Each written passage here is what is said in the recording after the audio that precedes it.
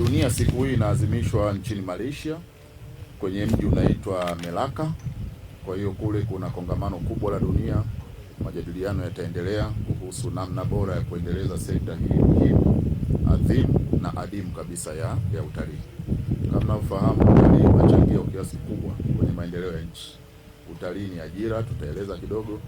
Utalii unachagiza ukuaji wa sekta nyingine. Kuna sekta hata hapa nchini haziwezi kuendelea bila sekta ya utalii kufanya vizuri.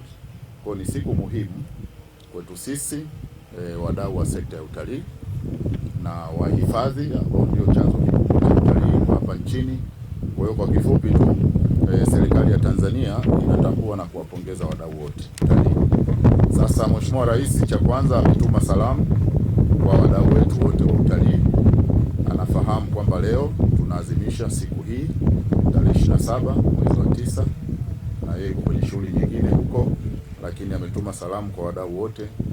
Waombe vyombo vya habari mchukue salamu hizi rasmi za Mheshimiwa Rais wetu wa Jamhuri ya Muungano wa Tanzania.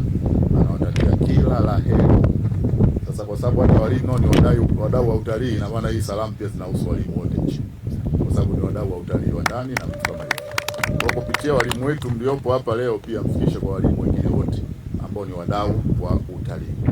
Mheshimiwa Rais anaahidi kuendeleza mageuzi katika sekta hizi kama ambavyo amefanya kivitendo, na anawatakia kila laheri wadau wetu.